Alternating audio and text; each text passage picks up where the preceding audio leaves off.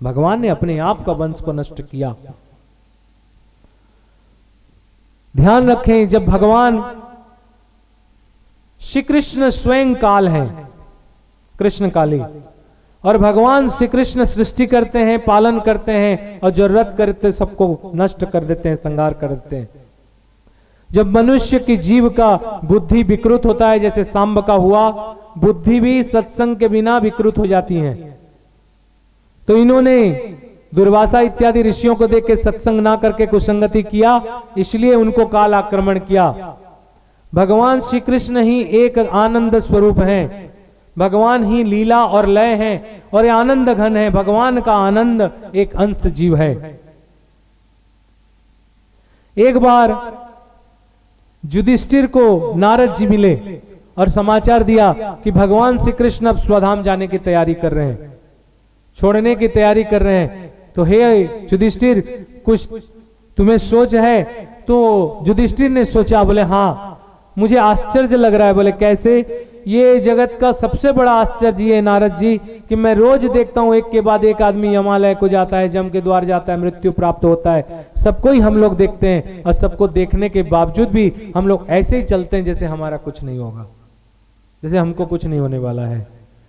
अन्यन्यम हनि भूतानि गच्छन्ति यम मंदिरम शेषास्तुरमित्यम इच्छन्ति किमाश्चर्य परम। ये सबसे बड़ा आश्चर्य है कि रोज हम लोग मृत्यु को देखते हैं, लेकिन हम लोग ऐसे व्यवहार करते हैं कि हमको कुछ नहीं होने वाला है। दूसरे के मरण देखकर भी जो स्वयं को अमर मान के चलता है, भोग विलास में डूबे हुए हैं और डूबना पसंद करते हैं।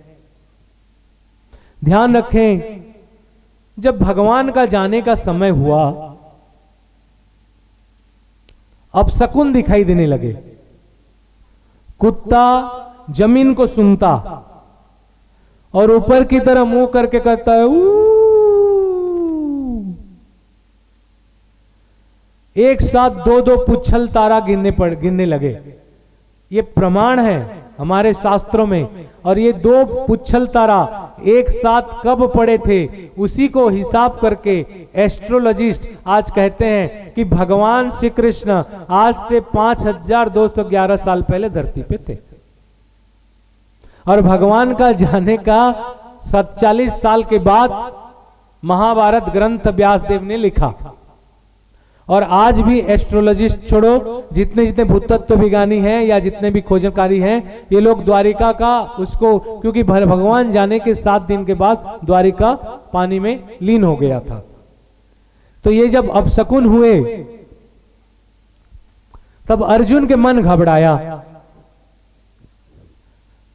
जब अर्जुन के मन घबराया तो बोला कि हे प्रभु, मुझे आज्ञा दें, जन्म जन्म के मित्र को मैं मिलने जाऊंगा, हो सकता है वासुदेव को कोई कष्ट हो। तो भीम हंसा, जो सारे कष्ट को निवारण करने वाला है उसे कोई कष्ट हो सकता है? जब अर्जुन जाने लगे तब सहदेव ने युधिष्ठिर को मना किया, अर्जुन को जाने नहीं दो। जब मना हुआ तो अर्जुन को और डाउट लगा, बोले हम जाएंगे। लेकिन सहदेव का बात को युधिष्ठिर मानते थे। सहदेव जानता था सब, लेकिन बताता नहीं था, बताएगा तो उसका साथी का छात टुकड़ा हो जाएंगे। तब जब ये जाने लगे तो बोले जिद्दी से, तो युधिष्ठिर का तुम मेरे बात नहीं मान के जाओगे। तो सहदेव ने बीच बचाव किया, बोले जाने दो भाई, लेकिन इसको कहना कृष्ण को छुए मत। तो अर्जुन बोला ऐसे कोई जरूरी नहीं मैं कृष्ण को छू, मैं केवल मिल लूंगा, अच्छा कुशल देख लूंगा, बस आज्ञा मिला। और आप सब जानते हैं, सियाली लता के वृक्ष के नीचे भगवान का कमल पाद को नमः कमल पाद करके मैंने स्मरण किया। उस पाव को जारासवर ने ऐसे विंध दिए, हरिण का कान समझ के। जब उनके सर लग गए हैं, पद्म कोश पे सर लगा हुआ है, भगवान सोए हुए हैं, जारासवर भी सोया हुआ है। आज जारासवर की पत्नी भी सोई हुई बैठी हुई है, जारासवर बैठा है और पत्नी भी बैठ के रो रही है, प्रभु हमारे हाथ से आपका ऐसा होना था। तब भगवान ने उसके पत्नी का शोक निवारण करने के लिए कुछ उपदेश दिया और अर्जुन आने का इंतजार करने लगे। जब अर्जुन पहुंचा तो भगवान का एक रूप को देख के स्तब्ध हो गया।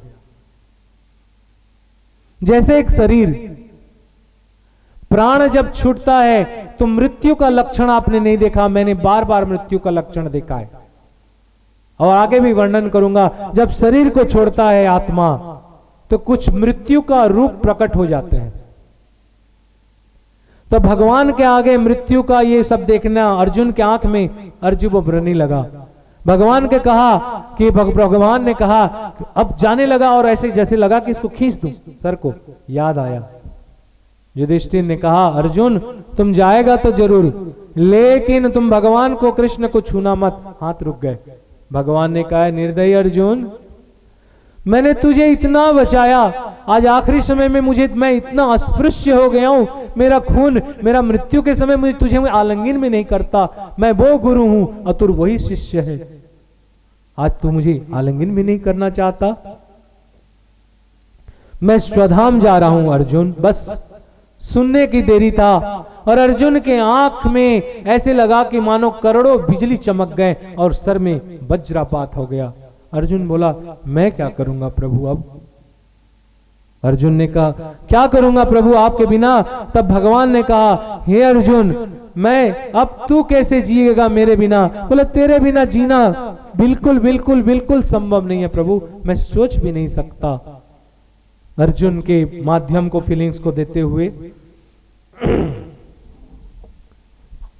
मेरा दिल ना खिला, मेरा दिल ना खिला, सारी बगिया खिले भी तो क्या है। मेरा दिल ना खिला, सारी बगिया खिले भी तो क्या है। एक तू ना मिला, एक तू ना मिला, सारी दुनिया मिले भी तो क्या है।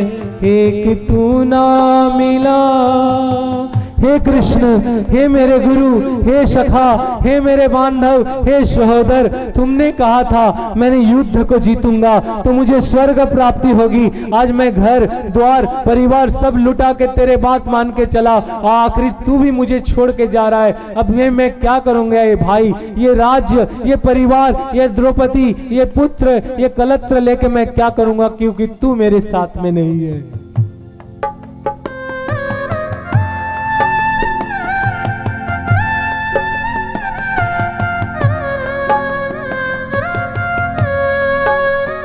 हे कृष्ण, मैं आपके विरह में कैसे जी सकता हूं, कैसे जी सकता हूं, कैसे जी सकता हूं।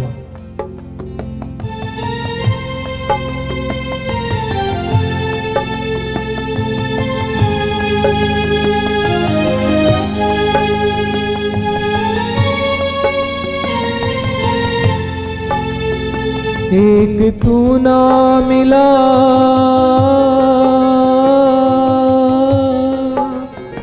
एक तू ना मिला, सारी दुनिया मिले भी तो क्या है। मेरा दिल ना खिला, मेरा दिल ना खिला, सारी बगिया खिले भी तो क्या है। एक तू ना मिला।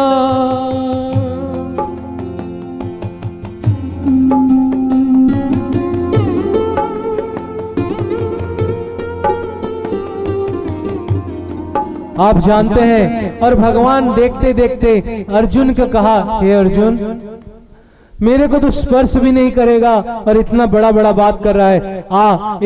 एक बार मेरा पैर से इस सर को तो निकाल दे। अर्जुन ने अपने गांडीव के पीछे से सर निकाला और सर के माध्यम से सर को खींचा। उसी समय भगवान ने अर्जुन का पूरी कला को अपने में समेट लिया।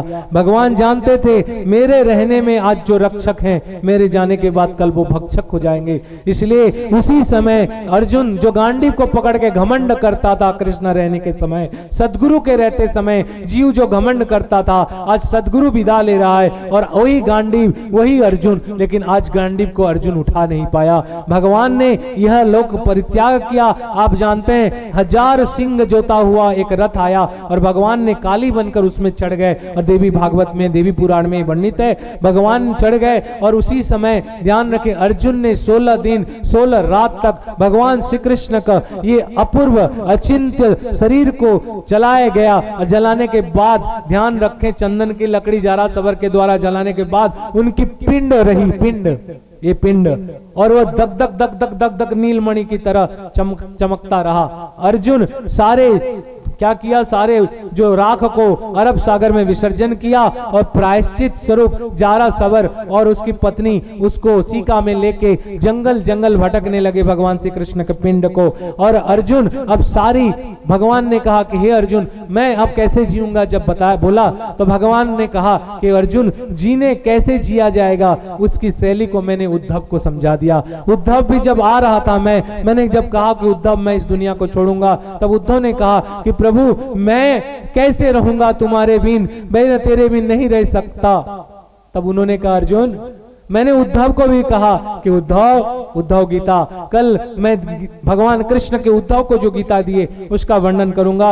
अर्जुन को कहा भगवान ने कि उद्धव को भी मैंने कहा कि उद्धव क्या तू मेरे साथ आया है? उद्धव ने कहा नहीं।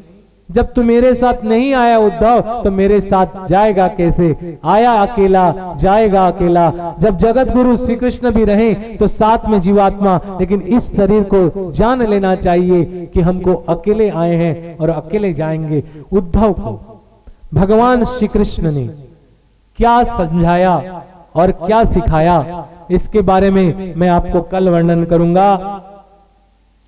भक्ति के बारे में मैंने समझाया आपको, और कल आपको उद्धव गीता के बारे में भगवान को समझाऊंगा। लेकिन इसके पहले आप लोग का एक छोटा सा समय लेते हुए कल का आयोजन को बता दूं कि कल सुबह 10 बजे एकदम शार्प माता रानी का अभिषेक होगा, जो वैष्णव ग्रुप का पूरा कर्तव्य है कि साल भर में एक बार अभिषेक करता है। आप लोग भी चाहें तो उसमें भाग ले सकते हैं। और अभिषेक होगा माँ का, और 12 बजे अभिषेक के बाद इधर हवन कार्बन पूजन चलते रहे, और हम लोग गौशाला जाएंगे। आप लोग पूरी पटनागढ़ को वहां निमंत्रण है कि कल वहां प्रसाद पाएं, सब लोग वहां जाके गो पूजन करें। क्योंकि गौशाला मैंने आया आप लोग के पास, मैंने देखा कि कितने आप लोग को समझाऊं, समझा के पढ़ा के दुर्गा के बारे में, फिर मेरे जाने के बाद वहां, तो मैं सोचा कि इन लोग को कुछ ऐसा काम कर दूं या कुछ चीज दे दूं कि लोग करते रहें, और अगर कुछ भी ना कर पाए जीवन में तो जो काम मैं दिया हूं उस काम से इन लोग का मुक्त हो जाए, कम से कम मुक्ति तो मिल जाए। बोल सांचे दरबार की।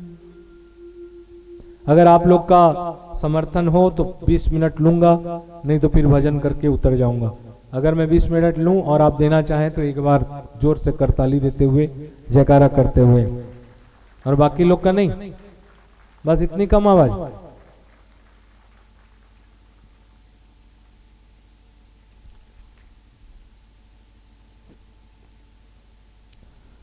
एक क्रमश से शुरू कर दूं।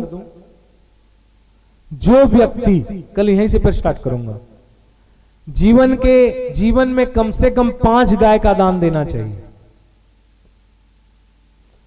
वर्णन कल कर लूंगा आने के बाद। 5 गाय का दान करना चाहिए, और एक गाय का दान बता रहा हूं जो चितकबरा हो, काला और सफेद, इसको मृत्यु के सैया के समय या मृत्यु के बाद दान देना चाहिए। गाय ऐसा जगह दान दो जिसको दे के वो बेच ना दे।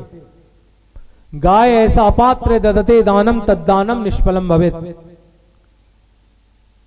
गाय ऐसा जगह दान दो जहां गाय चैन से सांस मारे, उसे डर ना हो कि मेरी चमड़ा या मेरी मांस या मेरा शरीर को बुढ़ापा में बेच दिया जाएगा। जिस जगह में गाय स्वच्छंद विचरण करती हैं, जिस जगह गाय चैन से सांस लेती है, वो कोई गौशाला नहीं होता, वो तीर्थ हो जाता है, हमारी शास्त्र श्रुति और पुराण कहते हैं। कलकत्ता